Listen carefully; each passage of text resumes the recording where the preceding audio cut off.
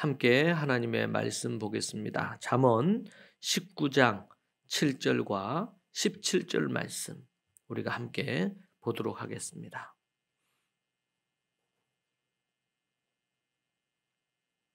7절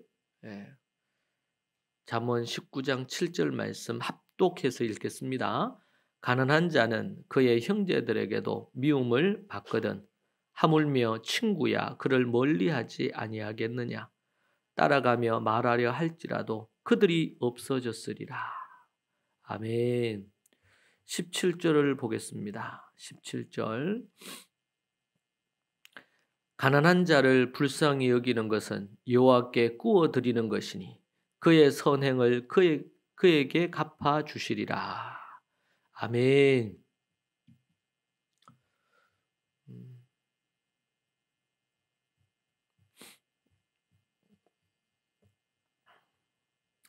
성경은 우리에게 삶의 모든 영역마다 그 삶의 영역에 대한 매우 실제적인 지침들, 해답을 주고 있음을 발견합니다.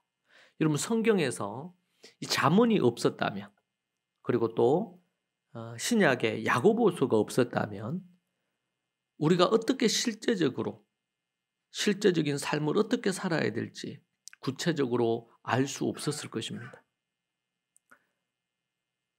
한국교회뿐만 아니라 전 세계 교회가 개신교 교회들이 이 잠언을 좋은 금언집, 세상에 나와 있는 좋은 지혜의 글들 정도로 인식함으로 지켜 행해야 될 절대적인 하나님의 말씀으로 여기지 않으므로 그리스도인들이 윤리나 도덕적으로 깨끗하지 못하고 성숙하지 못하고 지혜롭지 못한 경우들이 정말 많은 것 같습니다. 이 시대에도 교회 중직자들이나 또 교회를 오래 다녔다고 하는 이들의 윤리나 도덕적인 문제가 기사에 종종 오르는 것을 볼 수가 있습니다. 참으로 안타까운 일입니다. 여러 가지 이유가 있겠지만 특별히 우리가 이 잠언의 말씀을 정말 하나님의 말씀으로 반드시 지켜 행해야 될 말씀으로 여기지 않기 때문에 생긴 문제가 아닌가 그런 생각을 다시금 합니다. 오늘 우리는 7절과 17절을 중심으로 이 가난에 대한 문제를 우리는 생각해 보게 됩니다. 오늘 말씀 7절에 보니까 가난한 자는 그의 형제들에게도 미움을 받거든 이렇게 나옵니다. 7절은 가난이 가져다 주는 어려움, 문제가 무엇인지를 우리에게 밝혀줍니다. 성경은 우리에게 그냥 꿈꾸게 만들지 않습니다. 현실을 우리에게 정확하게 얘기해 줍니다. 여러분 우리가 성경에 보면 교회 안에서 믿음의 성도들이 서로 사랑하고 아끼고 서로 양보하고 그렇게 하도록 얘기하지 않습니까? 자, 그런데 여러분 세상은 어떻습니까? 예수님께서 제자들을 보내시면서 이리때 가운데 양을 보낸다. 그렇게 얘기를 했습니다. 이리때 가운데 양을 보낸다. 여러분 이리때들이 있는데 양이 있으면은 어떻게 되겠어요? 잡아 뜯겨가지고 양이 피를 흘리고 죽을 위기에 처하지 않겠습니까? 이리때 가운데 양을 두는 것 같다는 거예요. 이게 현실입니다. 여러분 우리 크리스찬들이 매우 비현실적으로 이 세상에 살 수 있어요.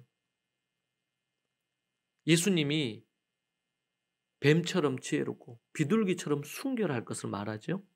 비둘기처럼 순결해야 됩니다. 그러나 뱀처럼 또 지혜로워야 됩니다. 세상을 살아가는데.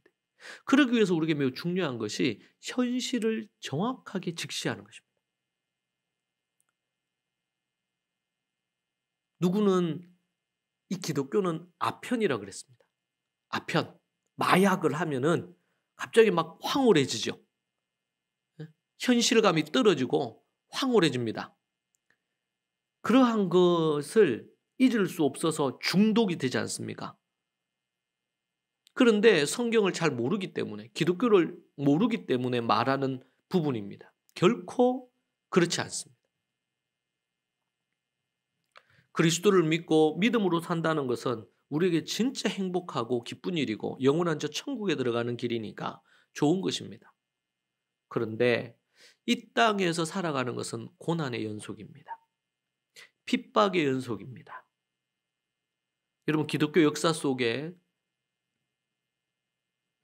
우리 한국처럼 오래도록 신앙생활을 유지할 수 있도록 이런 세월이, 믿음 생활을 할 수 있는 세월이 50년, 70년 이렇게 흘러온 적이 거의 없습니다.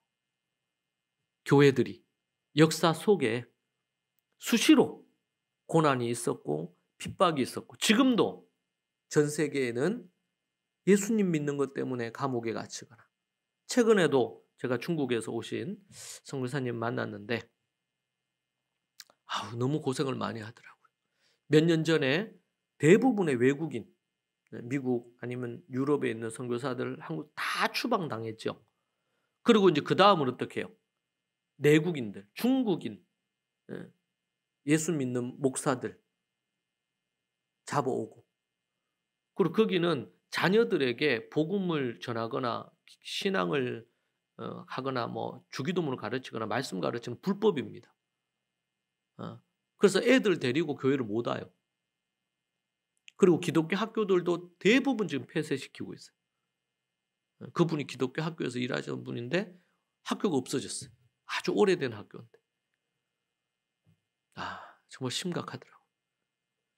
그래서 중국의 어느 한 그룹들은 집단으로 망명을 했죠, 미국으로. 믿음 생활을 할 수가 없어요. 예배를 드릴 때마다 들이닥쳐서 핍박하고 교회의 목사님과 지도자들을 잡아가고 그런 일들을 하는 겁니다. 조금이라도 공산당에 대해서, 시진핑 주석에 대해서 부정적인 얘기를 하면 바로 감옥에 들어갑니다. 그게 현실입니다. 우리는 이 현실을 직시해야 됩니다. 우리가 가는 영원한 천국과 믿음으로 인하여 하나님으로부터 누리는 은혜가 있지만, 그러나 이 땅은 공중 권세 잡은 자가 예수님 재림하시기 전까지 죄악으로 가득한 세상입니다. 날이 갈수록 더 세상은 악해져 갈 것입니다. 이 어두움 속에 우리로 하여금 빛된 삶을, 소금으로 빛으로 살도록 하나님이 우리를 부르신 것입니다. 그러니 이리 가운데 양을 보내는 것입니다. 예수님의 마음이 이리 가운데, 예수님은 또 가셔야 되고 그들에게 위임해 주시고 이리 때 가운데 저들을 보낸다. 그런데 이 이리 때 가운데 보내진 이 양들이 베드로부터 시작해서 이리를 이기는 겁니다. 양들이 이리 들고 해가지고, 대표적인 게 베드로가 사내들인 공의 앞에서 막 매질하고 협박하고 예수 부활을 전하지 말아라 이렇게 막 할 때에, 그때 베드로가 뭐라고 합니까? 우리가 너희들 말을 듣는 게 좋겠냐? 하나님의 말씀을 듣는 게 좋겠냐? 무식한 줄 알았는데 담대하게 양인데 담대하게 할 말을 하는 것입니다. 죽이려면 죽여라. 그리고 감옥에 들어가잖아요. 매 맞고 감옥에 들어가. 그리고 하나님이 기적적으로 풀어주셨어요. 사도들이, 제자들이 그렇게 핍박받는 것을 기쁨으로 여겼다. 그게 당연한 거예요. 공중 권세 잡은 이 어두운 세상에서 하나님의 자녀로 살려면 핍박이 없을 수가 없어요. 그게 현실이에요. 그래서 예수님을 쫓는다는 것은 십자가를 향해 나아가는 길이죠. 십자가를. 그래서 너희들에게 환난이 있느냐, 핍박이 있느냐, 기뻐하고 즐거워하라. 너희 옛 선지자들도 그렇게 당했다는 거예요. 그렇게 당했다. 제가 역사적인 자료에 보니까 오늘의 특별히도 3.1절인데요. 일본이 전 세계를 자기들의 손아귀에 넣으려고 그렇게 해서 우리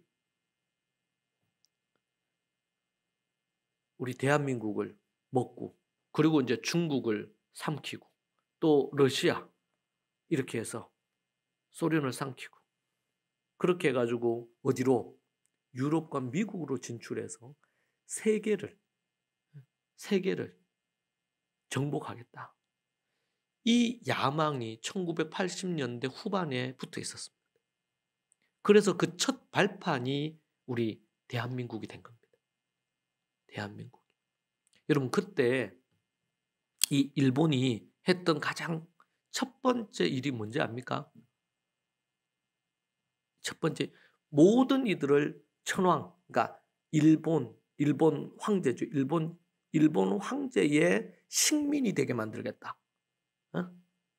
그래서 우리를 일본의 식민이 됐다. 그 너희들이 일본 사람이 된 것은 복이라는 거예요. 조선 너희들이 어떻게 일본의 일본 일왕의 자손이 된단 말이죠. 그런 걸 갖고 어디까지? 근데 전 세계를 정복하겠다는 거예요. 징기스칸도 그랬고, 그렇죠? 그런 야망을 갖고 한 겁니다. 그래서 마지막에 어디까지요? 미국까지 치잖아요.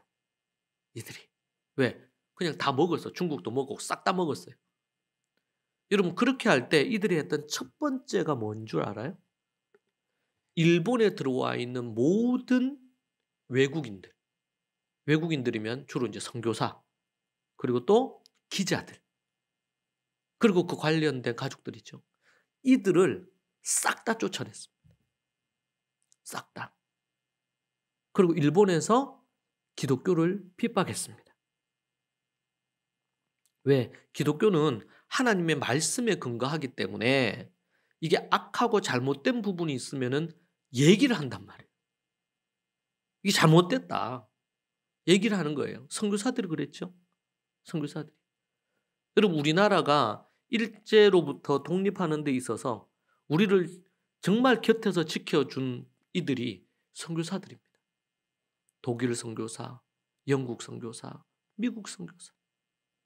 그 선교사들입니다. 목숨을 걸고 일본으로부터 우리를 지켜줬어요. 역사가 지금 다 왜곡되고 애들 보는 책에 보면은 그런 거는 싹 다 지워버렸죠. 예.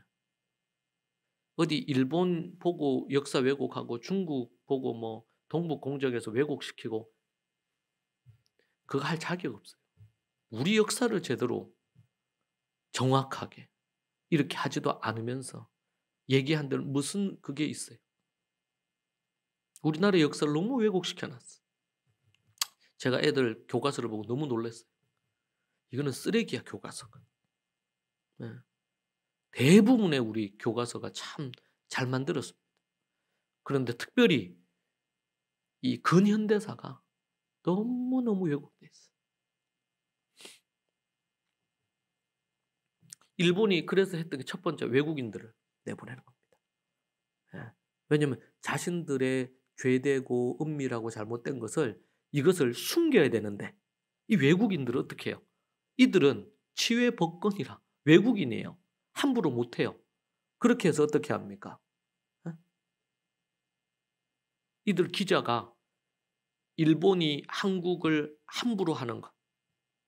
그리고 그 당시만 해도 미국하고 영국이 가장 강대국이었습니다. 그때만 해도 중국은 힘이 없었어요.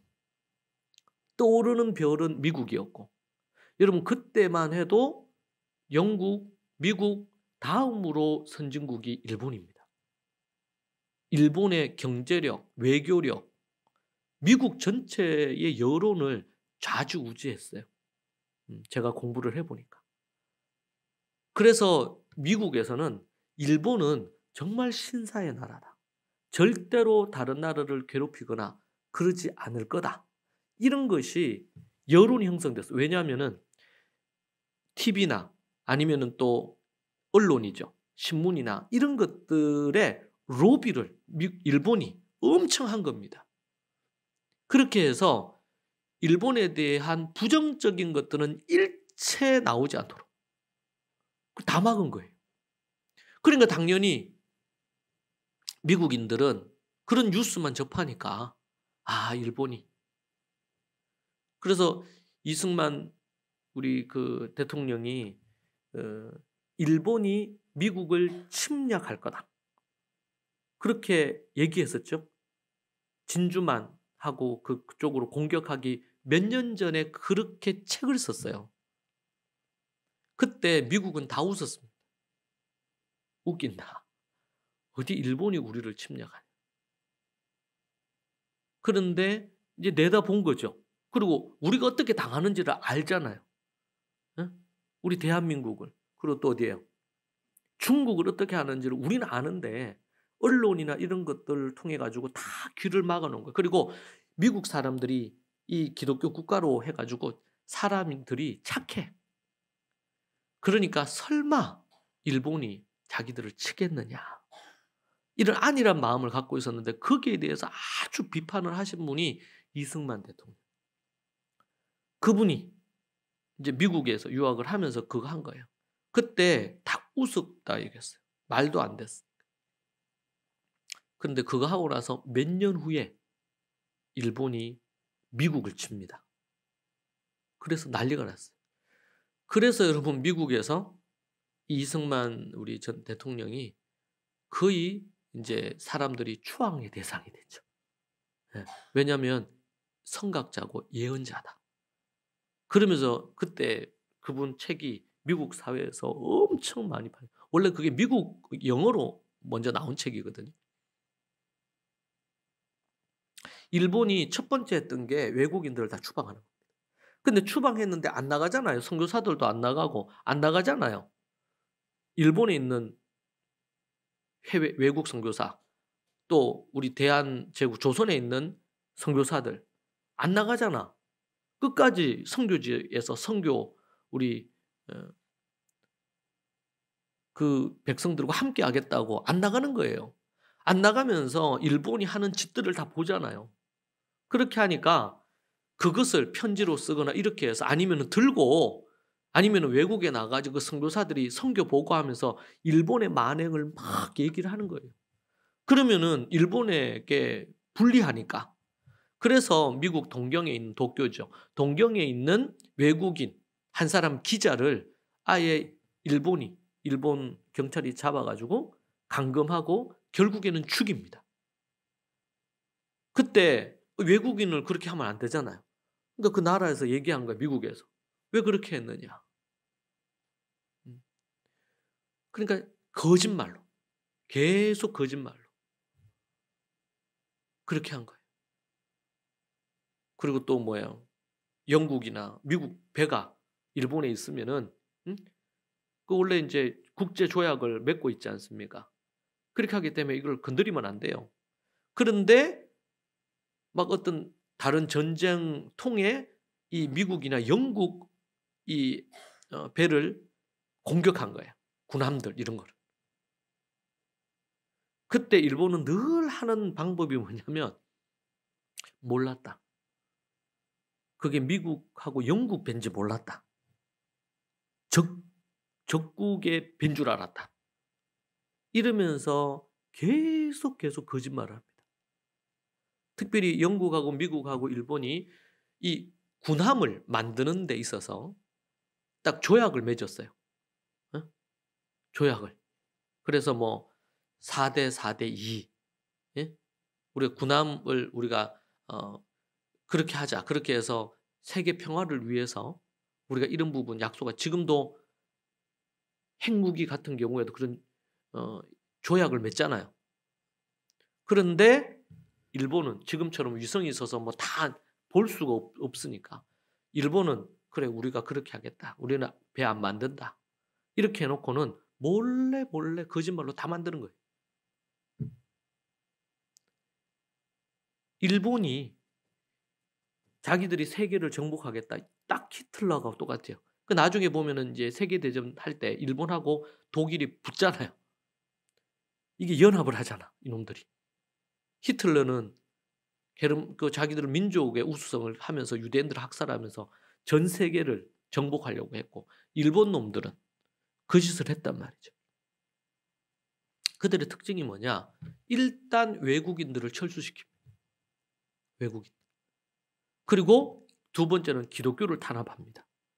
기독교를. 다른 종교에 비해서 기독교는 올바른 진리에 대하여 심지어 목숨을 걸고 진실을 사수하고 이런 것들이 있기 때문에 기독교를 탄압합니다. 여러분 6.25 때 북한이 쳐들어와서 했던 첫 번째 짓이 뭐예요? 교회를 불태우는 것입니다. 목사들을 죽이고 교회의 중직자들을 죽이는 것입니다. 이것이 했던 첫 번째 부분입니다. 똑같아요. 일본의 한 짓과. 그리고 외국인들을 다 추방시킵니다. 예. 모든 언론 차단해야 되니까 그렇게 하는 겁니다. 그렇게 하면서 어떻게 해요? 약탈하고. 예. 그때만 해도 국제적인 법이 있었어요. 국제적인 법이. 그리고 미국이나 영국에게 얘기할 때는 우리가 한국을 이렇게 하는데 이 한국이 매우 미개하다. 그래서 우리 일본이 선진화된 일본이 이 한국을 조선을 우리가 돕고 개발시키고 그렇게 하겠다. 그런 조건으로 이게 이제 된 거예요. 근데 그렇게 하지 않았잖아요. 약탈하고. 얼마나 잔인한 짓을 많이 했습니까? 이 군국주의자들이.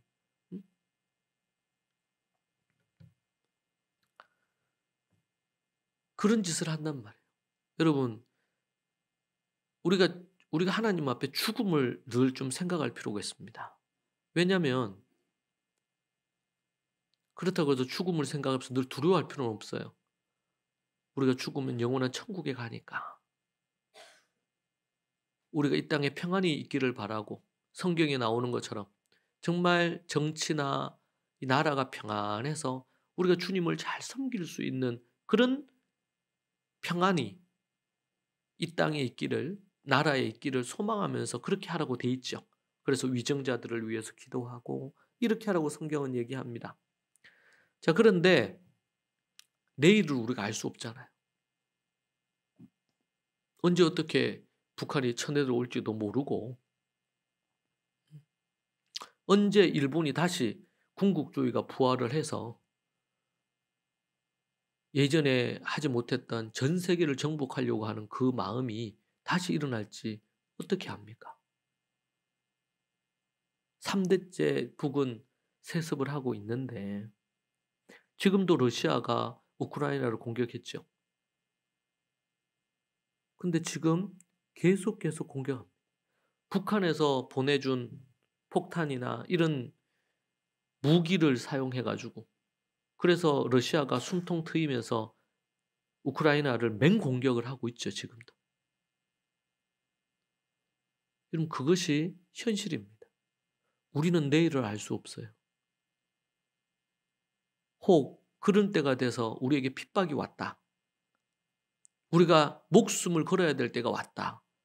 평상시에 죽음을 생각하면서 우리가 믿음을 지키는 것에 대해서 준비하지 않으면, 생각해 있지 않으면 그때가 되면 당황하겠죠.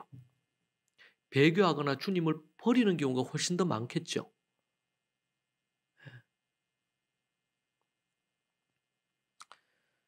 여러분 우리 그리스도인으로 살아가지만 현실을 우리가 직시하는 게 너무 중요합니다. 오늘 말씀에도 가난한 자는 그의 형제들에게도 미움을 받거든.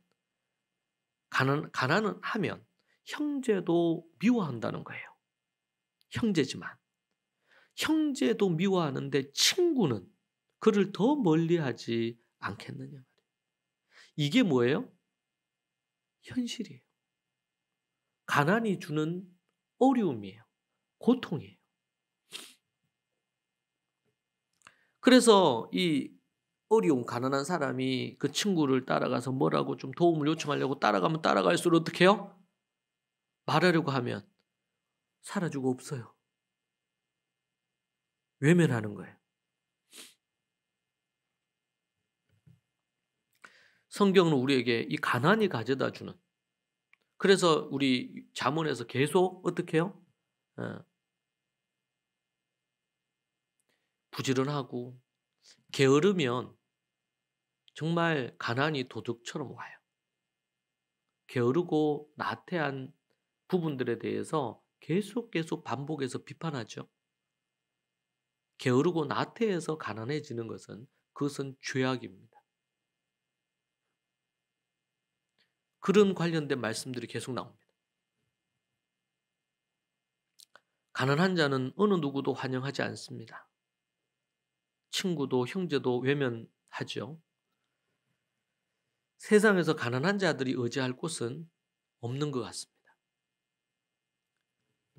자, 그런데 이런 가난한 자를 그 가난과 상관없이 받아주신 분이 계시는데 그분이 하나님이십니다.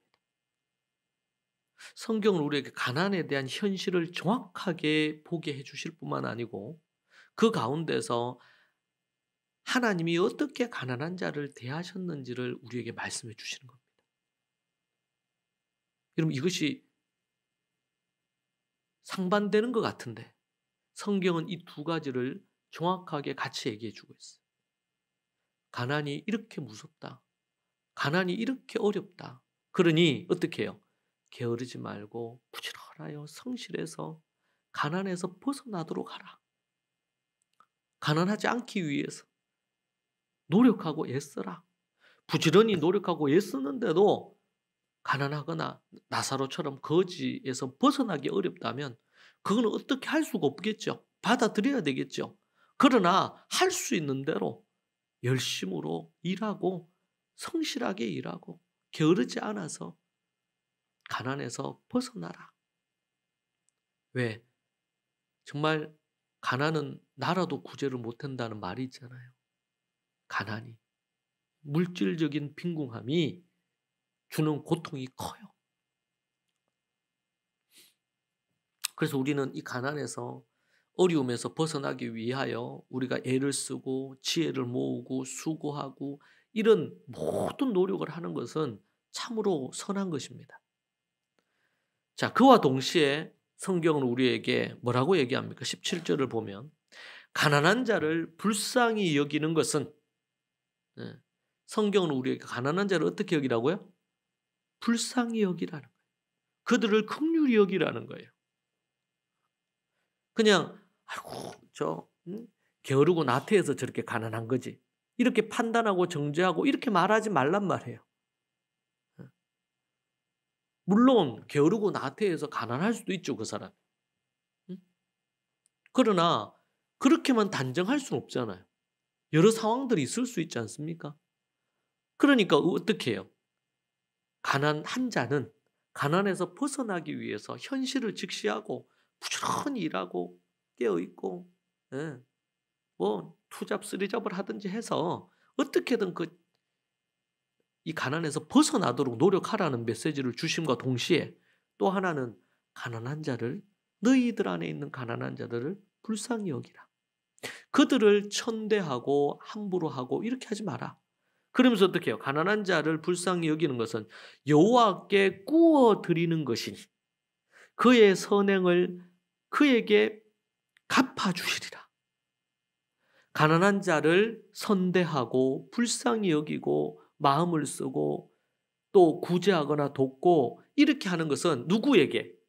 여호와 하나님께 구워주는 것 같다. 돈을 빌려주는 것 같다는 거야, 하나님께. 하나님은 그런 거 필요 없지만 그런 마음을 받는 걸 좋아하시고 그에게 가만히 있겠냐 말이에요. 그러한 그것을 선행이라고 얘기하잖아요. 그에게 반드시 갚아주겠다. 반드시 갚아주겠다. 우리 그리스도인들이 어떻게 가난한 자들을 대해야 될지를 보여주는 대목이에요. 그래서 율법에도 보면 율법의 정신이 뭡니까? 고아와 과부를 돌아보라는 거예요. 추수 때는요. 이삭을 많이 좀 흘려놔라.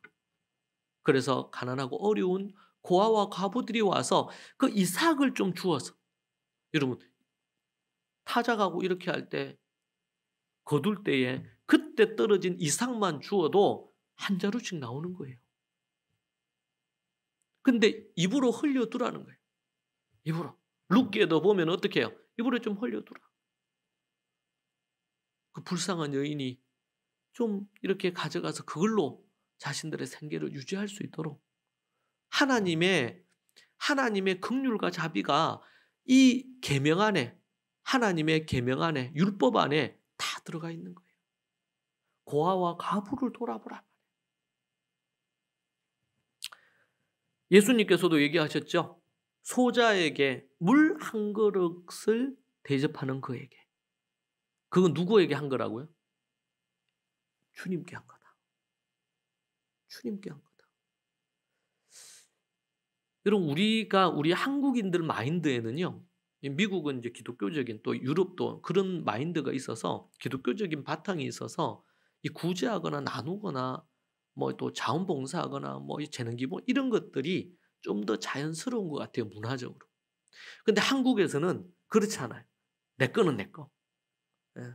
네 거는 네 거, 이렇게 해가지고 다 경계를 해서 절대로 이렇게 뭔가 나누거나 이런 부분은 안 해요.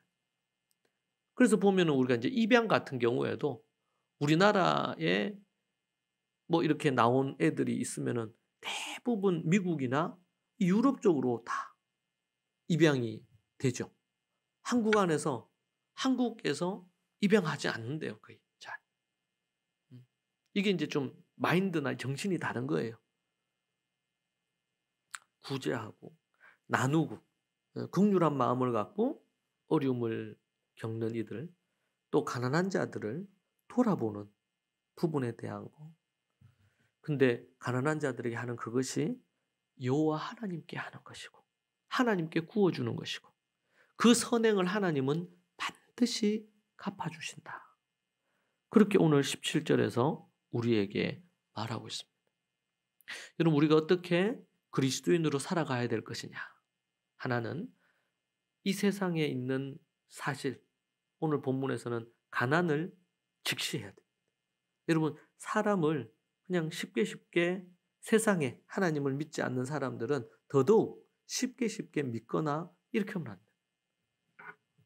제가 예전에 미국 LA에서 이제 우리 관련된 어떤 그거를 하려고 거기에 이제 학교를 세우려고 막 이렇게 했는데, 사기를 당했어요. 사기친 사람이 목사야. 참 황당하더라고요. 참 지혜가 필요한 것 같아요. 분별을 해야 돼.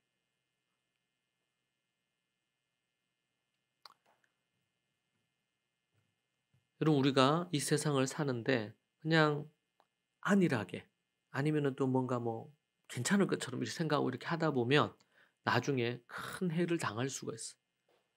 그런 부분에서 우리가 정말 뱀과 같은 지혜가 우리에게 필요한 것 같아요. 그리고 여러분, 현실을 피하거나 외면하지 말고 딱 정확하게 직시하세요. 그리고 그것에 대처해 가야 됩니다. 또 하나는 정말 가난한 자들을 세상의 관점으로 갑질하고 함부로 하고 이렇게 하지 않고 하나님이, 가난한 사람도 하나님이 지으셨잖아요. 그래서 하나님은 그들에 대한 애정이 있어요. 애정. 긍휼과 자비의 마음이 있단 말이에요. 우리도 하나님의 마음을 갖고 가난한 자들을 그렇게 대해야 됩니다. 오늘 본문에서는 가난한 자들인데 우리가 살다 보면 우리보다 좀 어려운 사람들, 아니면 이 사회에서도 보면 정말 저소득층에, 아니면은 정말 세상에서 외면받는 일을 하는 이런 사람들도 있잖아요. 그래서 보면 갑질 문화나 막 이런 것들이 있어요. 학교에서도 막 애들이 함부로 막 다른 애들을 왕따시킨다든지 학교 폭력이라든지 이런 것들이 정말 심각하잖아요, 이 시대.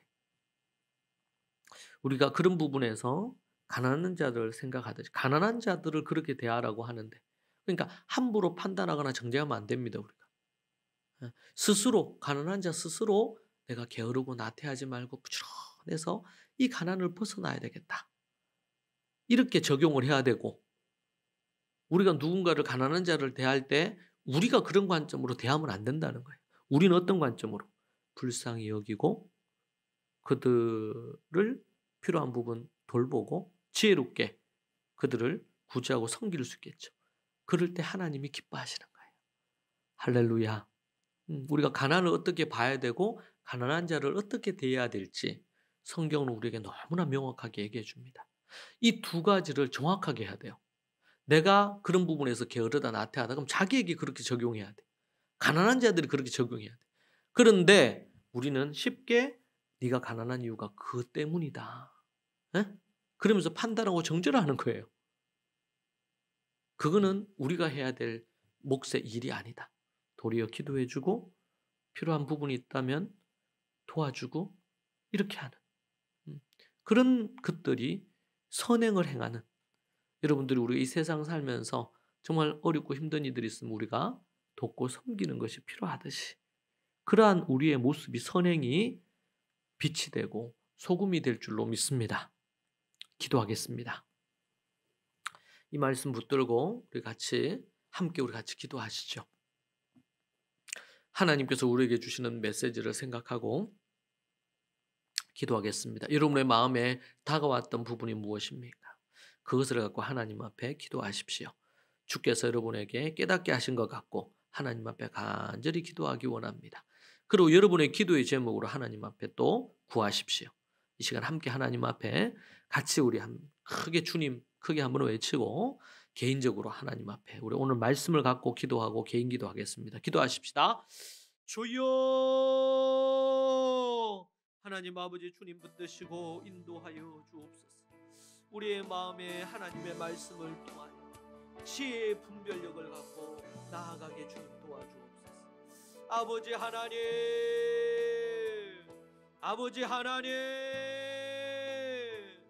주님 도와주시기 원합니다. 주님 인도하여 주시기 원합니다. 하나님의 말씀